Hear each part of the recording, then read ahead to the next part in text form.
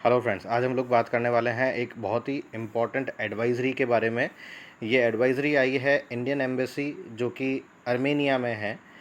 जैसा कि आप जानते हैं कि अभी जॉर्जिया में काफ़ी इंडियन स्टूडेंट जाते हैं, लेकिन जॉर्जिया में इंडियन एम्बेसी नहीं है।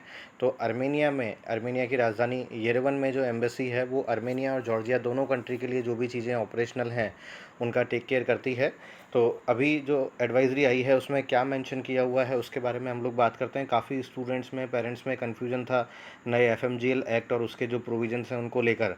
तो अभी काफ़ी टाइम के बाद में एम्बेसी की तरफ से कुछ ऑफिशियल अपडेट आया है जिस पे आप लोग भरोसा कर सकते हैं, रिलाय कर सकते हैं और उसके आधार पर आप डिसीजन ले सकते हैं। तो हम ये एक तरह से एफएक्यू की शक्ल में ये एडवाइज़री है। तो जो सवाल हैं और जो उनके जवाब हैं उन पे अभी हम लोग बात करेंगे। तो हम लोग शुरू करते हैं पहले सवाल से। देखिए, ये सवाल है कि what is the duration of the undergraduate medical MD program in Georgia for Indian student. बहुत सीधा सवाल पूछा गया है कि टोटल कोर्स का ड्यूरेशन कितना है, जिसका जवाब वहाँ से आया है कि following national regulations for program in medicine and medical sector benchmark which is mandatory to be fulfilled in order to get state accreditation. The duration of undergraduate MD program is in Georgia is 6 year। तो ये बहुत clear है कि 6 साल का course है।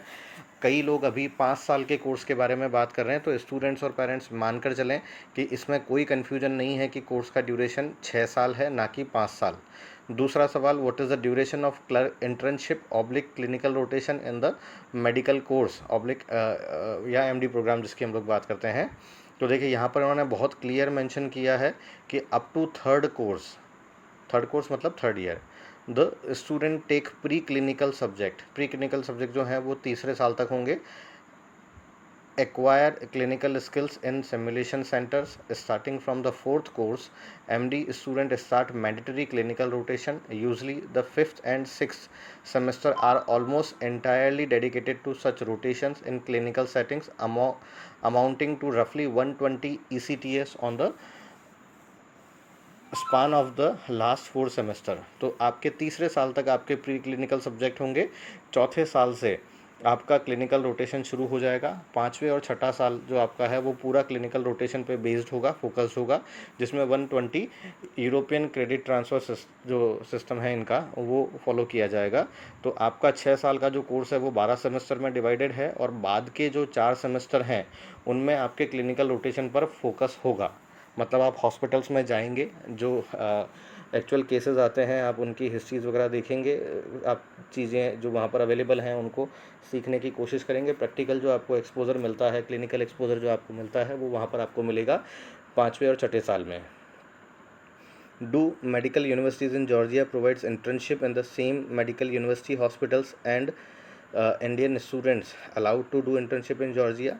तो इसमें आगे इन्होंने मेंशन किया है कि some of the HEIs do have their own university clinics in Georgia, and those who do not own the clinic or hospital usually sign the MOUs with several clinics. Such agreement shall indicate the medical directions to be served। ऐसे कुछ institutes हैं वहाँ पर जिनके अपने छोटे clinics हैं, जिनके क्लिनिक्स या हॉस्पिटल्स नहीं हैं, वो दूसरे एग्जिस्टिंग हॉस्पिटल्स के साथ में MOU साइन करते हैं ताकि उनमें पढ़ने वाले स्टूडेंट्स वहाँ पर जाकर चीज़ें सीख सकें। ठीक है। इसके आगे हम लोग इसको लेते हैं, number of students to enroll on traineeship, duration of internship ETC। ये बेसिक चीज़ें हैं जो आप गो थ्रू कर सकते हैं, इसमें कोई बहुत ज़्यादा इंपॉर्टेंट कंसर्न यहाँ पर नहीं मैंशनड है। इसके आगे हम लोग बात करते हैं नेक्स्ट क्वेश्चन की, are Indian medical students allowed to touch the patients and practice during the internship oblique clinical rotations. इसका आंसर है, students in Georgia regardless of their nationality are allowed to touch and physically examine the patient under the supervision of their instructor and by the consent of the patient। उनके जो instructor हैं या जो भी teachers हैं, faculties हैं या जो उनके सीनियर्स हैं जो वहाँ पर आपको ड्यूरिंग द प्रोग्राम आपके पास अवेलेबल रहेंगे, उनके इंस्ट्रक्शंस के अकॉर्डिंग और पेशेंट का कंसेंट लेने के बाद में आप पेशेंट को टच भी कर सकते हैं और फिज़िकली एग्जामिन भी कर सकते हैं। Does an Indian MD student get registered under any professional regulatory body or otherwise under any institution that is competent to grant a license at par to the citizen of Georgia? ये सबसे important factor है, ये सबसे important सवाल है जो हम लोग बात कर रहे थे एफएमजीएल एक्ट के 4B क्लॉज की। आप ऐसा मान सकते हैं कि वो 4B क्लॉज जो है वो यहाँ पर उठाकर रख दिया गया है, उसी पे जस्टिफिकेशन मांगा गया है। इसका आंसर हम लोग देखते हैं। MD students regardless of their nationality, किसी भी कंट्री का कोई भी स्टूडेंट हो, do not get registered under the regulatory body as they are not allowed to perform any independent medical practice once they finish with the program. Student usually take a national post diploma qualification exam which allows the graduate to continue with postgraduate studies or residency at the clinic or hospital that are accredited by the Ministry of Health to provide such residency programs in specialized field of medicine. आपको सीधा एक course करने के बाद में independent practice करने का मौका नहीं मिलेगा, लेकिन इसके बाद में आपको एक एग्ज़ाम देना है। वो एग्ज़ाम देने के बाद में आपका रेजिडेंसी में पीजी में एडमिशन होगा। पीजी में कई ऑप्शंस आपके पास होते हैं, जो स्पेशलाइजेशन आप चूज़ करना चाहें उसके हिसाब से। तो आप जब उसमें एंट्री करेंगे, उसके बाद में जो चीज़ें हैं वो आपके सामने अवेलेबल रहेंगी। इसमें आगे इन्होंने मेंशन किया है, the national post diploma qualification exam for MD graduate is administered by the medical and pharmaceutical regulation agency. ये जो कंसर्न अथॉरिटी है वो इस एग्ज़ाम को कंडक्ट करती है, मतलब कॉलेज लेवल पे एग्ज़ाम नहीं होगा। Operating under the guidance of the ministry of health. The test is in Georgian and there is no specific rule for prohibition Indian students to take it.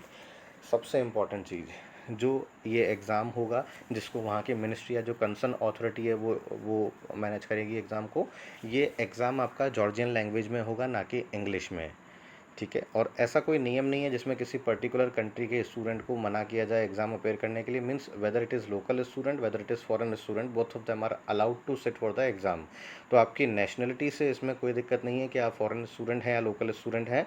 Everyone has to follow the same rules and regulation. तो यही चाहती है national medical commission कि आप जब India से बाहर जाएं तो जिस तरीके से लोकल स्टूडेंट को इंटर्नशिप, रजिस्ट्रेशन और लाइसेंस मिलता है, उसी सिस्टम को फॉलो करते हुए आपको भी इंटर्नशिप, रजिस्ट्रेशन और लाइसेंस मिलना चाहिए, ताकि उस कंट्री की गवर्नमेंट भी इंश्योर हो जाए कि आप इस पेशेंट्स को ढंग से ट्रीट कर पाएंगे, आप अच्छे से ट्रीट कर पाएंगे। और अगर उस देश की गवर्नमेंट को लगता है कि आप पेशेंट को अच्छे से ट्रीट नहीं कर सकते, उनके लोकल सिटीजन को अच्छे से ट्रीट नहीं कर सकते, तो आपको रजिस्ट्रेशन या लाइसेंस नहीं मिलेगा। यहाँ पर इस पूरे क्लॉज को हम लोग इसको 4B समझें या इस पर्टिकुलर एडवाइजरी का 5th पॉइंट समझें, ऑलमोस्ट सारी चीज़ें यहाँ पर क्लियर हैं। तो आप ये भी सोचें कि आप जिस भी कंट्री में एडमिशन लेना चाहते हैं, क्या उस कंट्री का कोर्स लोकल और फॉरेन स्टूडेंट के लिए सेम है? क्या उनकी पढ़ाई साथ में होती है? अगर पढ़ाई साथ में नहीं भी होती है तो क्या उनका कोर्स का ड्यूरेशन, एडमिशन प्रोसीजर और उसके आगे जो रजिस्ट्रेशन, लाइसेंस और इंटर्नशिप के रिक्वायरमेंट्स हैं वो अगर सेम है तो आपको वहाँ पर हर चीज़ मिलेगी। लेकिन जहाँ आपके कोर्स के में डिफरेंसेस हैं, जहां आपके इंटर्नशिप, रजिस्ट्रेशन और लाइसेंस के प्रोसेस में लोकल और फॉरेन स्टूडेंट्स में आपकी नेशनलिटी के बेसिस पर डिफरेंस है, वहां पर आपको ये सब चीज़ें मिलना मुश्किल होगा। और यही नेशनल मेडिकल कमीशन चाहता है कि आपका जो पूरा एजुकेशन हो वो किसी भी कंट्री के लोकल स्टूडेंट की तरह ही हो, ताकि आप वहाँ से एक अच्छे डॉक्टर बन के आएँ जो किसी भी पेशेंट का अच्छे से इलाज कर पाएँ। इसके बाद हम लोग लास्ट क्वेश्चन ले लेते हैं। लास्ट क्वेश्चन देखिए, does an Indian MD student allowed to get a license to practice in Georgia as a medical practitioner? If yes, what is the process? बहुत अच्छा सवाल है कि क्या इंडियन स्टूडेंट वहाँ पर लाइसेंस ले सकता है प्रैक्टिस करने के लिए? अगर हाँ तो उसका क्या प्रोसेस है? That an Indian student completes the MD program, passes the PDQE। आपको 6 साल का एमडी कोर्स करने के बाद में PDQE जो वहाँ का एग्ज़ाम है वो आपको पास करना है। ये एग्ज़ाम पास करने के बाद में आप स्पेशलाइज्ड रेजिडेंसी प्रोग्राम को शुरू करेंगे, और वो प्रोग्राम कंप्लीट होने के बाद they are allowed to pursue a job in the medical clinical sphere locally and run independent practice with the limits of law.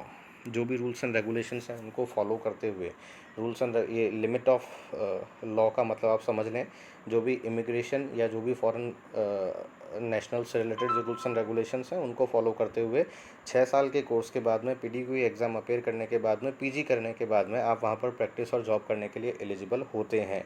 मेरे ख्याल में ऑलमोस्ट सारी चीज़ें इसमें क्लियर हैं, किसी भी स्टूडेंट्स के लिए कोई डाउट्स वाला कंसर्न नहीं है।